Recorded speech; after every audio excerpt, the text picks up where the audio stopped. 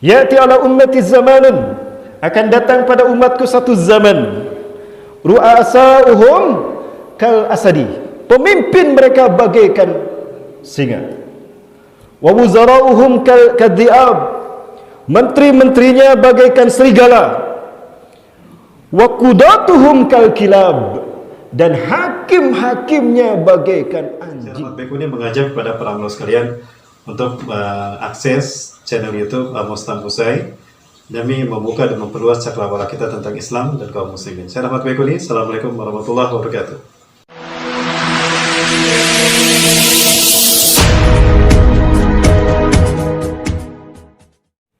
Tiada kata yang pantas kita ucapkan pada kesempatan malam hari ini di haflah mubarakah di satu rumah dari sekian banyak rumah Allah, rumah yang kita harapkan menjadi sumber dari kebahagiaan kita dunia dan akhirat, Masjid Darul Falah, rumah kebahagiaan yang kita harapkan langkah kaki kita ke masjid ini menjadi satu wasilah kita sampai kepada kebahagiaan yang sesungguhnya, kebahagiaan dunia dan akhirat. Amin. Dialah Allah Azza wa Jalla yang telah menakdirkan kita hadir pada kesempatan kali ini. Allah adalah Tuhan satu-satunya yang tiada sekutu baginya, yang telah menciptakan kita pada makom yang mulia, fi ahsani taqwim. Dan maha pengasihnya beliau, maha pemurahnya beliau kepada kita manusia, demi menjaga muruah kita sebagai makhluk yang terbaik, maka Allah ciptakan sistem hidup yang terbaik, yang kompatibel, sesuai dengan kebutuhan kita sebagai manusia, makhluk yang terbaik, yaitu Islam. Maka fitrahnya manusia hidup di dunia ini adalah di dalam Islam. Sebagaimana fitrahnya ikan hidup di dalam air. Bagaimana ikan hidup di dalam air, Bapak Ibu? Tenang, aman, damai, sejahtera. Tidak percaya silakan tanyakan pada ikan. Ada yang pernah bertanya? Begitulah fitrah kita manusia hidup di dunia ini di dalam Islam. Seperti ikan hidup di dalam air. Maka jika ada manusia yang hidup di luar Islam, nah sekali lagi Bapak Ibu, ini lagi viral nih. Maka siapapun manusia jika hidup di luar Islam, itu bagaikan ikan yang berada di luar air. Ada ikan yang bisa hidup di luar air? Tidak ada. Bagaimana nasib ikan jika berada di luar air? Nggak jauh beda. Nasibnya seperti ikan bakar, ikan goreng, pepes ikan. Betul? Yakin? Maka apapun yang dicapai manusia, kecanggihan teknologi, kecanggihan infrastruktur, ya, yang didukung dengan dana triliunan rupiah, walaupun dapat ngutang, ya, kehebatan teknologi didukung dengan dana triliunan rupiah, sekali lagi, itu ibarat gunung es yang tinggi menjulang ke langit, hancur roboh karena terik sinar panasnya sinar matahari. Hanya mereka yang punya iman dan Islam yang tetap bisa bertahan dalam menghadapi kehidupan ini, betapapun dahsyat gelombang fitnah akhir zaman. Salawat dan salam semoga tercurah selalu pada uswah dan qudwah kita Rasulullah Muhammad sallallahu alaihi wasallam. Nabi dan Rasul yang hadir ke tengah-tengah kita, maksud saya ke tengah umat manusia yang menjadi rahmat dan keutamaan. Maka berbahagialah kita menjadi umat Nabi Muhammad. Bapak Ibu bahagia tidak menjadi umat Nabi Muhammad SAW? Bangga tidak menjadi umat beliau? Bersyukur tidak menjadi umat beliau? Kenapa kita harus bangga? Kenapa kita harus bersyukur menjadi umat beliau? Kenapa Bu? Halo, ibu-ibu masih ada? Ibu-ibu sehat? Suara saya jelas Bu? Wajah saya jelas tidak Bu?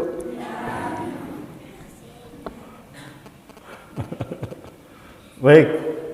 Apa yang membuat kita bangga menjadi umat Nabi Muhammad SAW? Yang pertama, pahala amal ibadah kita dilipat gandakan 10 kali lipat. Betul? Du'ifa ajru amali ummati ila asyrati di'fin. Umatku pahala amal ibadahnya dikalikan 10 kali lipat. Apapun yang kita lakukan. Termasuk tadi membaca Quran yang dibacakan oleh adinda kita Azura. Namanya Azura ya. Ya, surat apa? Dek, surat apa tadi, Dek? Al-Hijr, subhanallah. Adik siapa namanya? Syarif. Tadi ikut baca ya? Hafal ayatnya ya? Masya Allah. Barakallahu fiik ya bunaya. Baik. Membaca Quran. Kata Rasulullah SAW, "Man qara'a harfan min kitabillah falahu hasanatun." Barang siapa yang membaca satu huruf dari kitab suci Allah, Al-Quran, maka dia akan mendapatkan satu kebaikan. Wal hasanatu bi'asri amsalihha. Dan kebaikan ini akan Allah balas 10 kali lipat.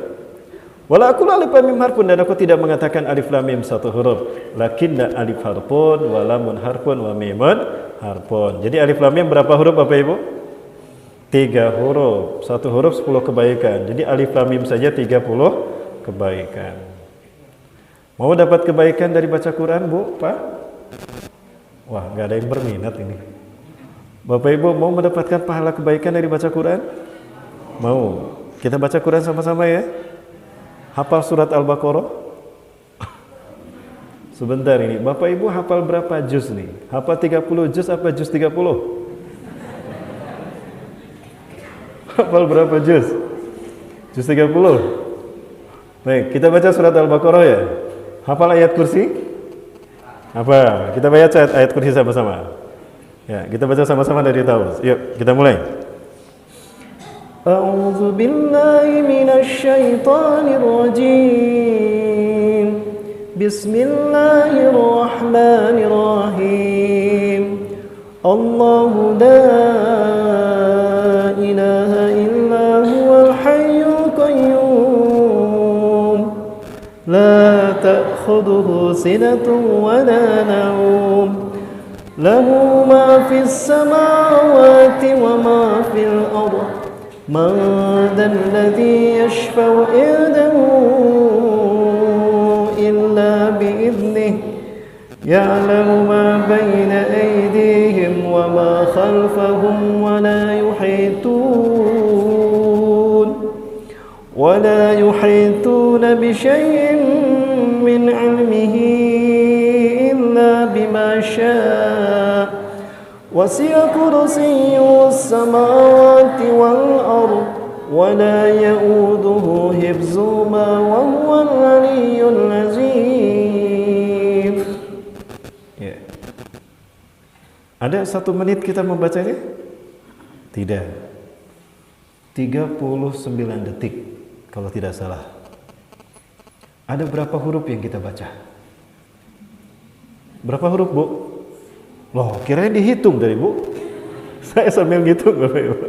Tadi lihat kan tangan saya gerak sambil ngitung. Kalau tidak salah hitung, ada 317 huruf. Ya. Kali 10, berapa? 3170 kebaikan. Tahukah Bapak Ibu sekalian?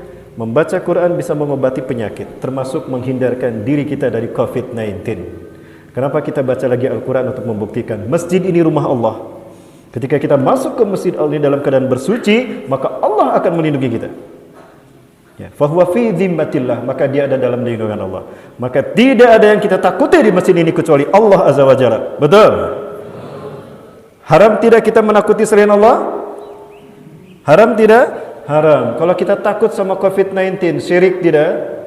Syirik. Andaikan tidak ada COVID-19, apakah tidak ada orang yang akan mati? Tidak, Bapak Ibu.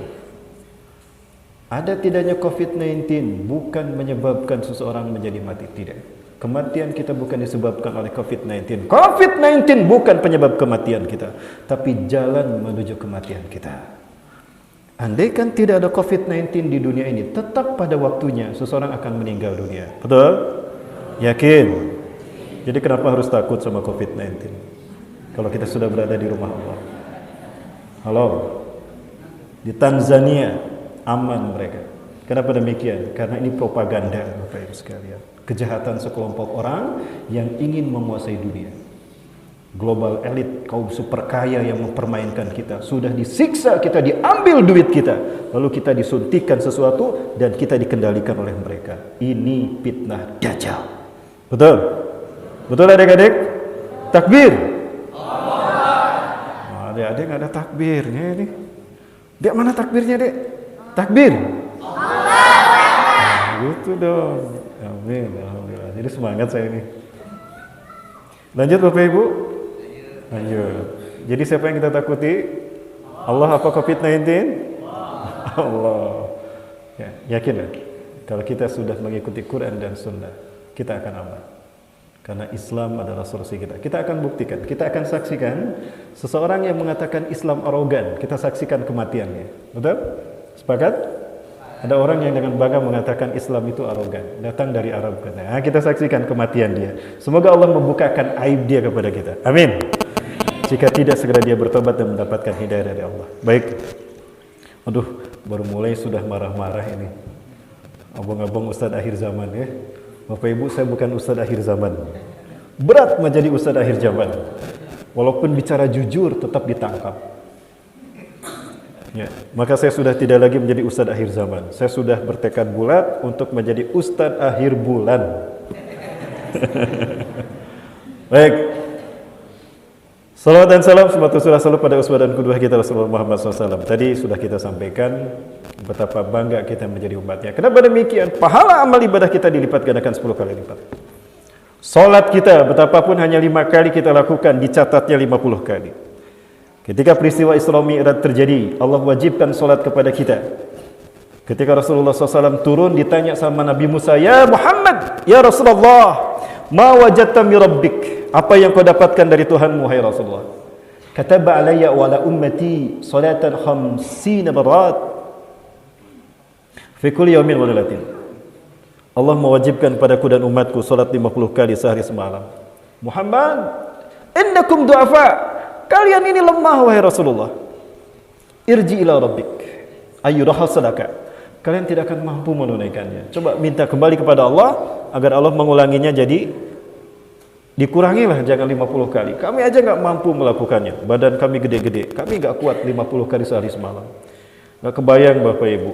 Kalau sholat kita sehari 50 kali, 50 waktu, kapan ibu-ibu selesai masaknya? Baru dipetik itu kangkungnya, sudah azan. Sholat, simpen dulu. Gitu Bu ya? Udah sholat, ngambil tuh kangkung, petik lagi. Bawang disiksik, dipotong-potong, bawang direcah, azan lagi, simpan lagi, sholat lagi. Kapan selesai masaknya Bu? Betul? Gak beres-beres itu masak. Yang kasihan yang punya penyakit muntaber, berjam-jam di kamar mandi, berapa sholat yang dilewatkan? Bapak Ibu tahu penyakit muntaber? Mundur tanpa berita. Itu muntaber namanya. Banyak yang muntaber sekarang ya. Mundur tanpa berita, tahu-taunya korupsi.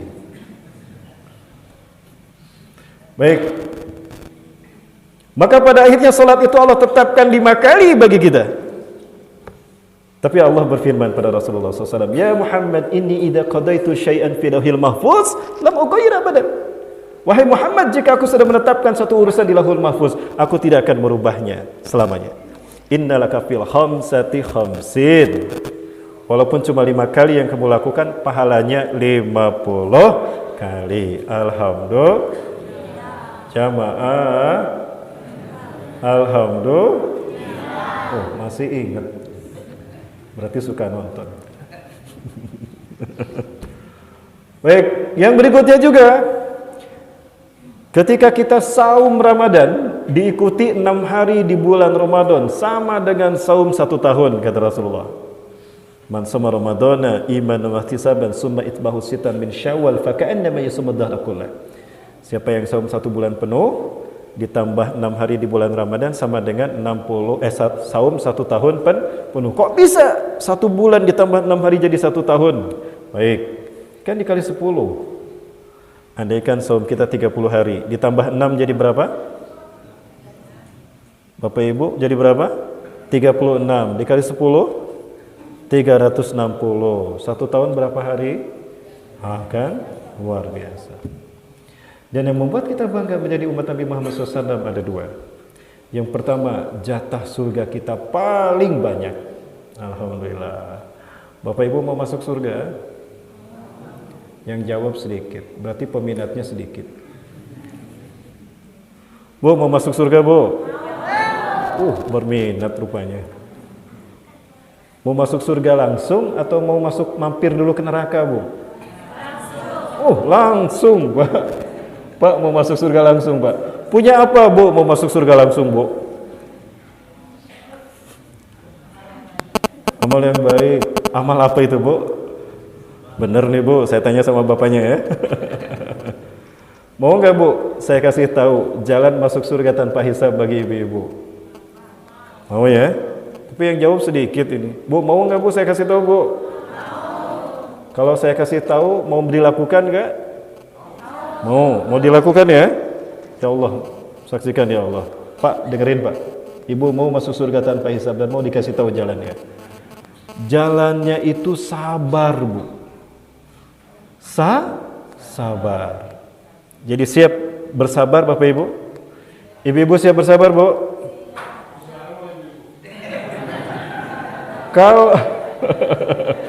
Kalau ibu-ibu ini bersabar, dalam keadaan senang sabar, dalam keadaan susah sabar, maka dijamin masuk surga tanpa hisab, tidak mampir ke neraka. Betul, Bu ya? Mau sabar ya? Alhamdulillah. Kalau bapaknya nikah lagi mau sabar tidak? Katanya mau sabar. Baik. Jatah surga kita paling banyak. Ketika Rasulullah SAW ditanya oleh Umar bin Khattab, "Ya Rasulullah, kam adadu ahlil jannah?" Wahai Rasulullah, berapa jumlah penghuni surga? Apa jawaban Rasulullah SAW? "Inna fil jannati 'ashruna wa mi'atas saffin." Sesungguhnya di surga ada 120 shaf, ada 120 baris. 120 baris. Walakum minha, dan jatah kalian samanuna saffin, 80 shaf. Alhamdulillah. 2/3 surga sudah di-booking untuk umat Nabi Muhammad sallallahu alaihi wasallam. Shallu ala Nabi. Allahumma shalli wa sallim alaihi.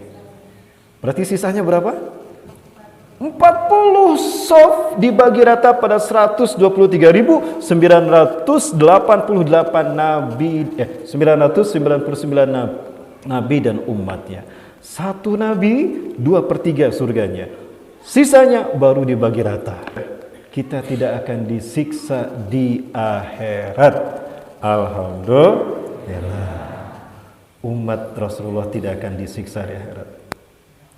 Ummati hadhihi ummatun marhumatun. Umatku ini adalah umat yang Allah rahmati. Laisa laha iqabun fil akhirah. Umatku tidak akan disiksa di akhirat. Ya, senang tidak, Bu, di akhirat kita tidak akan disiksa? Senang ya, Bu ya. Saya senang sekali, Bu. Tidak ada siksaan di akhirat. Berarti kita tidak disiksa dong. Disiksa tetap. Lakinna iqabuha ujilat fid dunya. Tapi siksaannya Allah segerakan di dunia. Ketika di akhirat kita tidak disiksa, maka siksaan itu Allah timpakan di dunia. Kaifa yakunu dzalik ya Rasulullah? Bagaimana itu bisa terjadi? Bagaimana Allah menyiksa kami sehingga kami tidak disiksa di akhirat? Satu, wabil fitani, dengan panasnya suhu geopolitik hari ini. Fitnah di mana-mana itu membuat kita tersiksa. Tersiksa tidak, Bu? Bapak Ibu dengan virus COVID-19 tersiksa tidak? Dengan vaksin tersiksa tidak? Tersiksa, Bu? Sama, Bu, tersiksa saya juga. Nah, ini cara Allah menghabiskan dosa-dosa kita. Manakala fitnah akhir zaman ini tidak membuat kita kehilangan iman dan Islam, istiqomah sampai menghadap Allah, insya Allah di akhirat kita tidak disiksa. Hari ini memang kita panas hidup di muka bumi, karena kita berada di puncak fitnah akhir zaman. Dahsyatnya fitnah ini, kata Rasulullah, membuat orang berganti-ganti iman dalam sehari. Yusbihu rajulun mu'minan wa yumsi kafiran wa yumsi mu'minan wa yusbihu kafiran. Paginya beriman, sorenya kafir, sorenya beriman, paginya kafir. Yabi'u dinahu bi'aradi minad dunya, karena menjual iman Islamnya demi dunia, demi pangkat, demi jabatan, dan demi gaji triliunan, hadiah triliunan, dia jual iman Islamnya. Sudah terjadi belum? Sudah. Di mana? Di negeri entah berantah, di negeri autopilot. Ngerti ya Bapak Ibu ya, di mana? Sebelah mana Payakumbuh? Sebelah mana Parumpuang? Sebelah mana Kota Baru? Ya. Yang jelas bukan di Simalangkang. Betul. Gambaran kita hari ini nyaris seperti apa yang digambarkan Rasulullah SAW. Seperti apa? Nah, sebelum saya bahas, saya perkenalkan dulu diri saya Bapak sekalian. Baik, saya hadir kali ini bersama AR Manajemen pimpinan Ustadz Abdul Rahman. Ya, beliau hadir bersama kami. Beliau dari pimpinan AR Manajemen, kami datang bersama beliau dan juga sahabat-sahabat saya dari Payakumbuh. Ada Bang Yoga, Bang Abdul Rahman dan Bang Amos Tambusai. Nah, ini sahabat saya Bapak sekalian. Baik Ibu-Ibu, itu barangkali perkenalan saya Bu, sudah jelas Bu ya. Jadi saya punya berapa pendamping Bu? Iswan Bu ya, belum istri ya Bu. Baik, Bapak Ibu rahmati Allah Subhanahu wa taala. Tema kita kali ini adalah tentang perjalanan menuju kampung akhirat. Kalau perjalanan menuju kampung akhirat biasanya orang serem katanya. Kenapa serem? Karena berhadapan dengan kematian. Takut tidak Bu kematian Bu? Takut sama kematian Bapak Ibu? Oh subhanallah. Bapak siap duluan? Bu, mau ibu duluan saya belakangan atau saya belakangan ibu-ibu duluan? Sama aja. Kematian kita takuti ataupun tidak tetap akan datang menimpa kita. Betul? Dan kematian sudah Allah tetapkan. Detiknya, menitnya, jamnya, harinya, minggunya, bulan, tahunnya sudah Allah tetapkan. La yastakhiruna sa'atan wa la yastaqdimun. Kita tidak bisa menangguhkan ataupun memajukan. Sudah Allah tetapkan. Namun, di mana kita mati, dalam kondisi apa kita mati, itu pilihan kita. Ya, di mana kita mati, dalam kondisi apa kita mati, itu pilihan kita.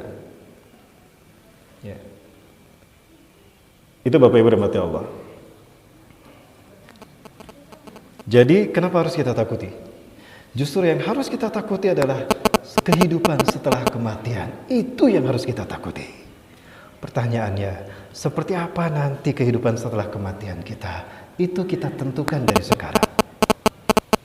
Amal perbuatan kita hari inilah yang akan menjadi warna kehidupan kita nanti. Apabila warna kehidupan kita baik, penuh dengan iman dan Islam, penuh dengan amal soleh, penuh dengan kebaikan, maka dijamin nanti setelah kematian kita akan hidup aman dan damai. Tapi jangan harap jika kita buruk menjalani kehidupan kita, nanti setelah kematian kita akan baik. Tidak. Kita akan mendapatkan sesuatu nanti sesuai dengan apa yang kita lakukan.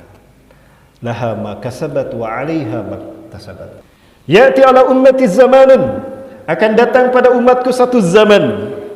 Ru'asa'uhum kal asadi, pemimpin mereka bagaikan singa. Wa wuzara'uhum kal kadhi'ab, menteri-menterinya bagaikan serigala. Wa qudatuhum kal kilab, dan hakim-hakimnya bagaikan anjing. Sekali lagi Bapak Ibu, Rasulullah SAW yang tidak pernah berdusta dan maha benar Allah yang telah mengutus Rasulullah SAW dengan perkataan yang benar, beliau menyampaikan pada kita, akan datang pada umatku satu zaman, pemimpin mereka bagaikan singa, menteri-menterinya bagaikan serigala, dan hakim-hakimnya bagaikan anjing. Ketika pemimpinnya singa, menterinya serigala, hakimnya anjing, bagaikan seperti itu, maka rakyatnya wasairun nasikal agnam, dan kebanyakan rakyatnya bagaikan domba. Fakaifa ya'isul ghanam indal asadi wadh-dhi'abi wal kilab?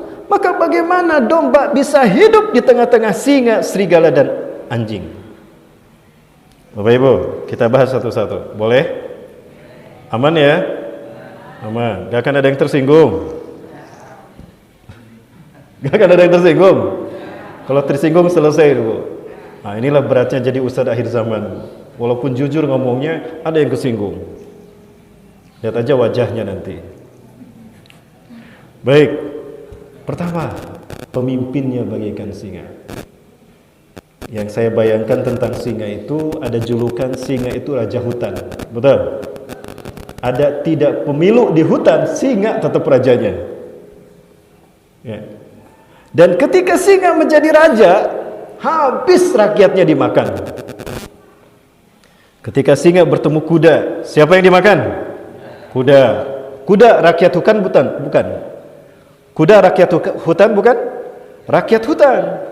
Ketika singa bertemu dengan rusa, yang dimakan siapa? Rusa, padahal rusa rakyat hutan. Itulah celakanya ketika singa menjadi raja, habis rakyatnya dimakan. Betul? Sudah terjadi belum? Di mana, Pak?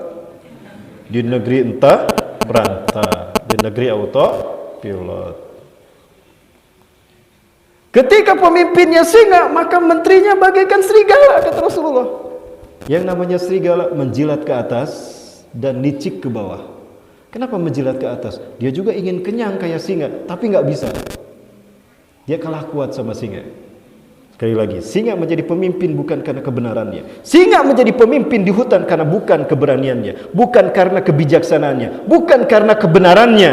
Tapi singa menjadi raja di hutan karena kekuatannya. Di akhir zaman akan muncul pemimpin-pemimpin yang naik tahta karena kekuatannya, bukan karena kebijaksanaan dan kebenarannya. Allahu Akbar. Amin. Semangat nih adik-adik. Rupanya ngerti adik-adik. Yang di sana tidak ngerti itu. Padahal di sana mereka tinggal enak luar biasa. Banyak sekali yang ingin menjadi pejabat, wakil rakyat di Indonesia ini, Pak. Kenapa demikian? Rakyat Indonesia baik-baik. Betapa tidak baiknya bagaimana? Ketika rakyat ingin hidup kaya raya, diwakili sama mereka. Ini enaknya jadi wakil rakyat. Ketika rakyat ingin naik mobil mewah, diwakili sama mereka, naik mobil mewah. Ketika rakyat ingin makan enak, diwakili sama mereka. Itulah wakil rakyat. Jadi yang sengsara siapa? Yang enak siapa? Nah, itulah makanya banyak yang pengen jadi wakil rakyat di Indonesia. Betul. Jadi jangan salah pilih wakil rakyat ya.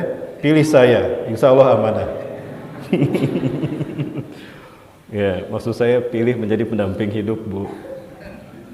Baik. Mumpung gak ada istri saya, jadi saya enak bicara seperti ini. Ya. Itu serigala.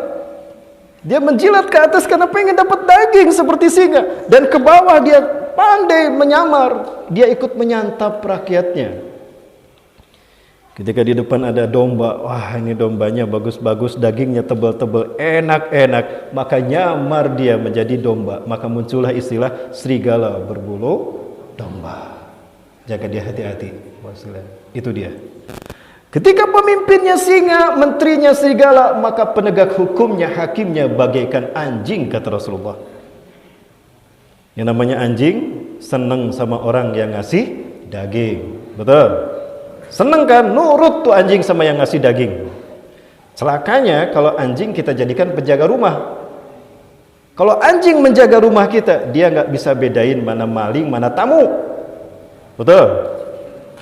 Ketika yang datang tamu, apalagi tamunya datang dari Saudi Arabia, tapi karena tidak bawa daging, itu tamu digonggong. Betul tidak?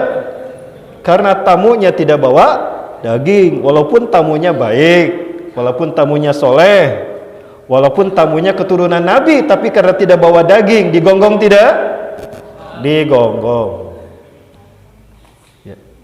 Dan ketika yang datang maling, nah ini celakanya. Ketika yang datangnya maling, tapi karena malingnya bawa daging, dikasih ini, dikasih ini, dikasih ini. Nurut tidak tuh anjing? Nurut dia. Padahal dia maling, malingin emasnya yang punya rumah, malingin nikelnya yang punya rumah, malingin gas alamnya yang punya rumah, malingin listrik orang yang punya rumah. Celaka tidak? Celaka.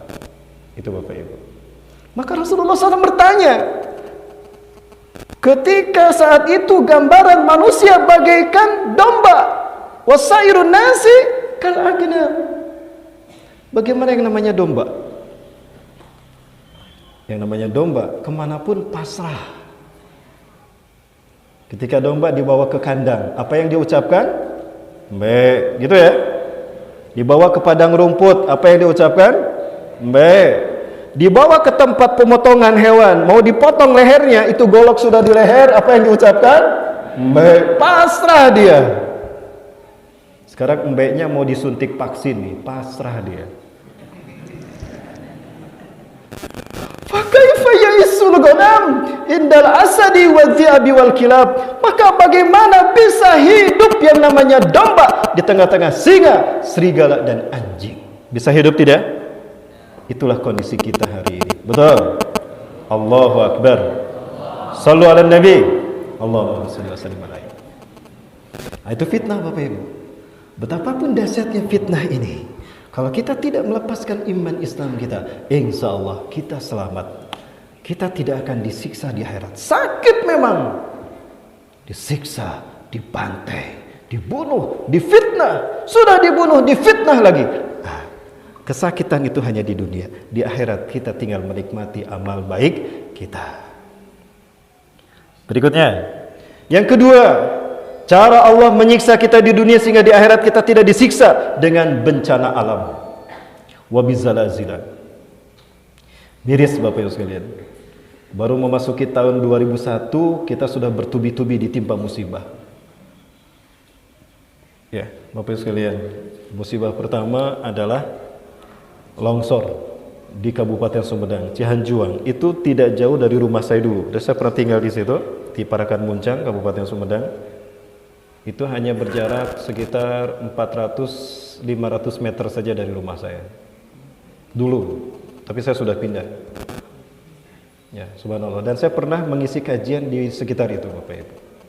Maka saya hafal tempatnya ketika terjadi musibah tadi. Yang kedua, belum selesai kita terluka dan masih berlangsung evakuasi, kita dikagetkan dengan jatuhnya pesawat Sriwijaya Airlines. Tidak ada yang selamat. Masih dicari itu yang namanya korban pesawat jatuhnya pesawat Sriwijaya Airlines. Kita dihentakkan dengan musibah gempa bumi di Majene, Mamuju, Sulawesi. Banjir di Kalimantan Selatan yang belum juga surut. Ya, Bapak Ibu rahmati Allah, pertanyaan saya, kenapa bangsa ini bertubi-tubi ditimpa musibah? Setahu saya Allah tidak zalim kepada hambanya. Betul? Allah tidak zalim kepada hambanya. Wa wallahu bizzallamin lil 'abid. Allah tidak zalim kepada hambanya. Yang zalim adalah kita pada diri kita sendiri. Ya. Yang namanya musibah itu ada rumusnya Bapak Ibu. Quran surat Al-Anfal ayat 33. Itu rumus bencana alam. Gimana rumusnya? Ini rumus bencana alam Bapak Ibu. A'udzubillahi minasyaitonir rajim. Wa ma kana Allahu liyu'adzibahum wa anta fihim wa ma kana Allahu mu'adzibahum wa hum yastaghfirun. Tidak mungkin Allah akan menyiksa satu kaum ketika engkau masih berada di tengah-tengah mereka Muhammad. Itu yang pertama. Sekali lagi Bapak Ibu, tidak mungkin Allah sekali-kali akan menyiksa satu kaum, satu umat ketika engkau Muhammad masih berada di tengah-tengah mereka. Gak mungkin Allah menyiksa satu kaum itu ketika Rasulullah dan para sahabat, Rasulullah SAW dan para sahabat radhiyallahu anhum masih ada di tengah-tengah mereka. Artinya Bapak Ibu, ketika amal ma'ruf nahi munkar ditegakkan, gak mungkin ada musibah di sana. Gak mungkin ada bencana. Karena masih ada amar ma'ruf nahi munkar. Sekarang bagaimana mau amar ma'ruf nahi munkar? Lawan orang-orang yang melakukan itu dibubarkan, pemimpinnya ditangkap dan dipenjara. Betul? Bukankah itu terjadi, bencana terjadi setelah kelompok itu dibubarkan? Dan bukankah setelah pemimpinnya ditangkap, bencana mulai terjadi? Saya ingatkan kepada Anda, wahai para penguasa di negeri ini. Ingat, kalian tidak ada artinya di hadapan kami, kecuali jika kalian punya iman dan Islam. Allah adalah Tuhan kita. Betapapun kalian ingkar kepada keberadaan Allah, Allah tidak akan pernah membuat kalian lepas dari kekuasaannya. Bapak Ibu dirahmati Allah Subhanahu wa taala. Allah Azza wa Jalla pernah menyatakan begini dalam hadisnya. Man adali waliyan faqad adantuhu bil harb. Barang siapa yang menyakiti waliku, barang siapa yang menyakiti kekasihku, azabku akan menimpanya. Aku perangi dia. Bagaimana cara Allah memerangi kita? Dengan azab kan? Dan bagaimana azab turun kalau bukan dengan bencana alam? Siapa wali-wali Allah? Satu, ulama. Selain daripada Nabi dan Rasul, ulama. Yang kedua, habaib. Yang ketiga, orang-orang soleh. Ketika ulama disakiti, ketika habaib disakiti, dan ketika orang soleh dizolimi, tunggu Allah memerangi mereka. Dan itu sudah terjadi. Betul? Sudah terjadi belum? Allahu Akbar. Nah, ini peringatan bagi mereka yang berkuasa. Jangan pernah menyakiti ulama, jangan pernah menyakiti habaib, dan jangan pernah menyakiti orang-orang soleh di antara manusia. Berani melakukan itu, hadapi Allah dengan perangnya, dengan hukumannya. Dan ini yang sudah terjadi. Apa yang kurang dari bangsa kita, Bapak Ibu? Umat Islam kita adalah umat Islam terbesar dunia. 7,5 miliar umat manusia di muka bumi ini, ada terbesar adalah umat Islam. Dan dari umat Islam di dunia, terbesar ada di Indonesia. Ulama kita hebat-hebat. Apa yang kurang dari ulama-ulama kita? Ceramah mereka luar biasa. Sekali mereka ceramah, ribuan umatnya. Rasulullah SAW menyebutkan, sinfani bin ummati, idza saduhan saduhatil ummah, wa idza fasadan fasadatil ummah. Ada dua pilar dari umatku, jika kedua-duanya baik, maka baiklah umatku, sejahtera umatku, aman sentosa umatku. Tapi jika kedua-duanya buruk, maka buruklah, hancurlah umatku. Sekaya apapun negara itu, umatku itu. Apa dua pilar tadi? Al-ulama wal umara, ulama dan pemimpinnya. Sekarang kita saksikan Bapak sekalian, penjara penuh dengan ulama-ulama dan orang-orang mulia. Betul? Sementara orang-orang residivis dikeluarkan dari penjara. Penjara sebaliknya dipenuhi oleh para ulama. Betul? Yang ngaji dibubarkan, yang joget dibiarkan. Nah, inilah akhir zaman. Sudah terjadi belum? Nah, inilah yang mengundang azab datang kepada Allah. Sekali lagi, saya ingatkan kepada mereka yang punya hati nurani dan punya akal sehat. Ingat, Allah bukan patung. Allah bukan makhluk, tapi Allah Khalik, Allah pencipta alam semesta. Allah tidak pernah tidur dan Allah maha bijaksana. Allah tidak pernah diam kepada orang-orang yang berbuat zalim di muka bumi ini. Kapan musibah itu terjadi, Bapak Ibu? Ini rumusnya.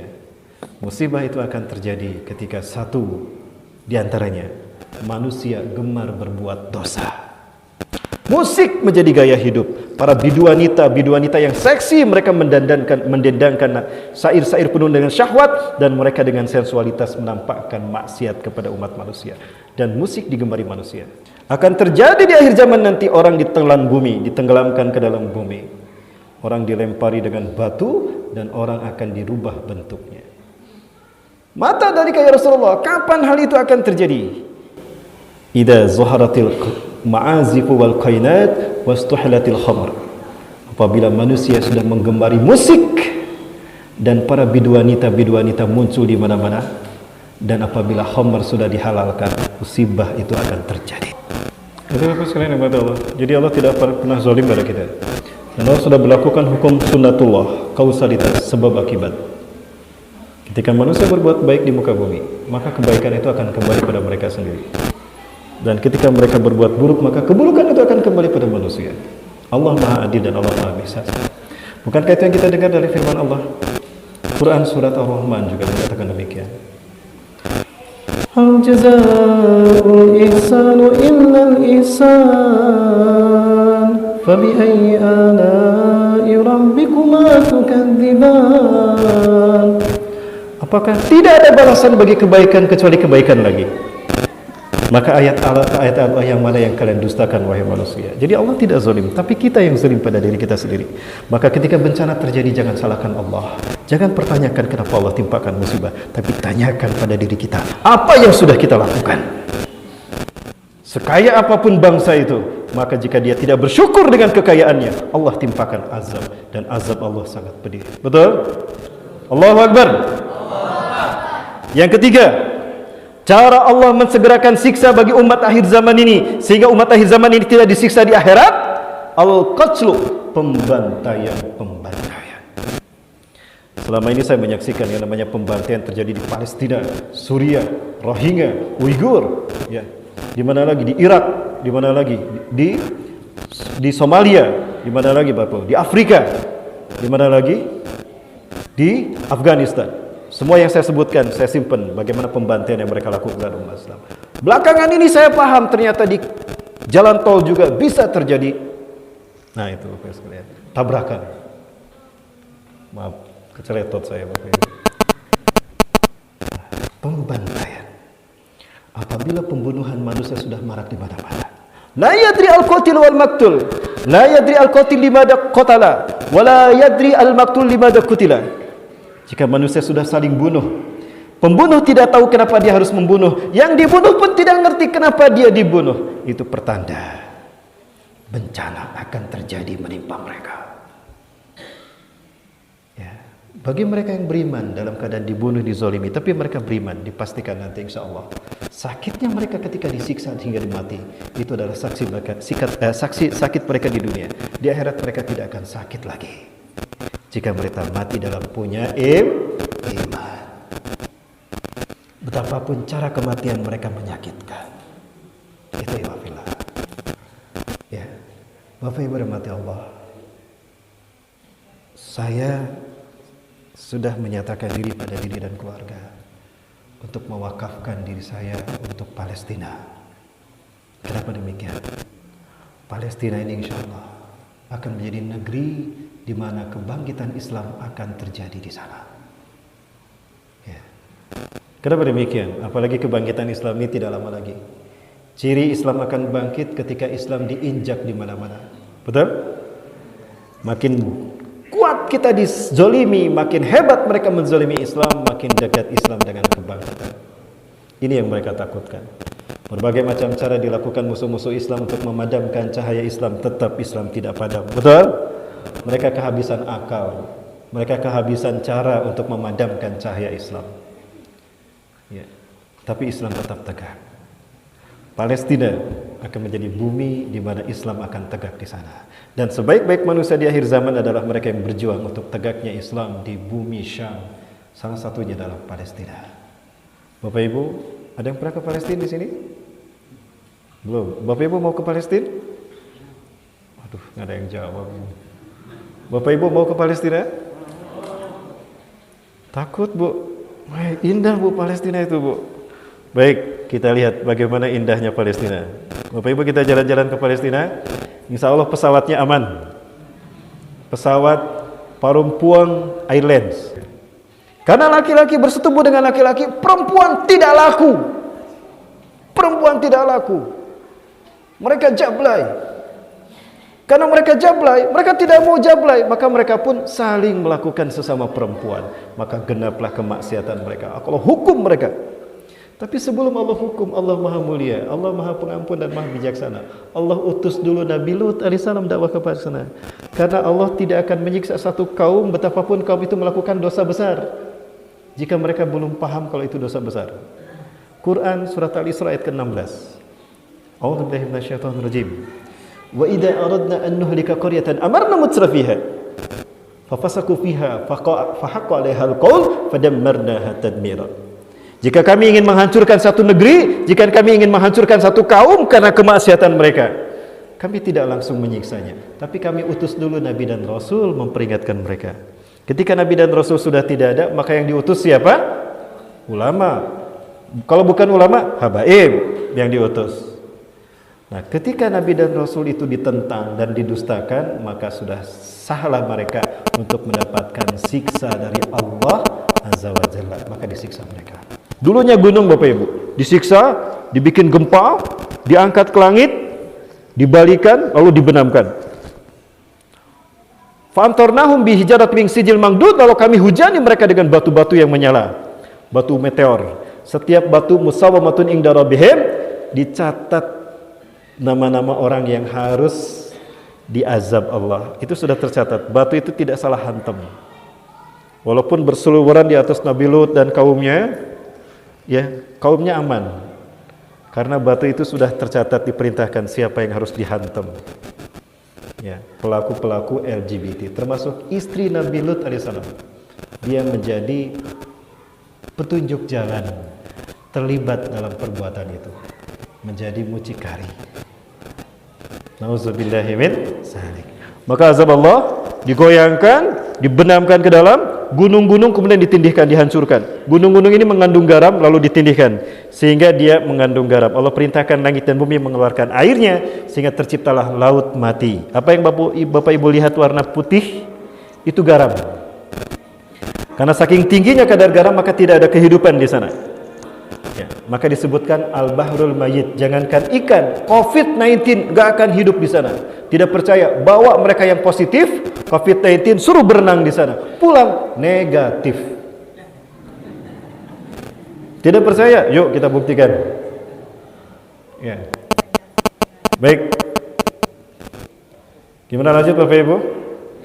Ya, sekali lagi Bapak Ibu sekalian yang saya hormati dan saya muliakan karena Allah, Ketua DKM dari Masjid Darul Falah, para tokoh, para ulama, para asatid yang saya khususkan juga Wali Jorong di Perempuan. Ini mohon maaf kajian saya seperti ini Pak Wali. Mudah-mudahan bisa diterima. Ya, gimana Bu? Diterima Bu? Wah, yang jawab sedikit ini. Lanjut Bu? Lanjut Pak? Sampai jam berapa? Sampai selesai. Subuh selesai ya. Baik.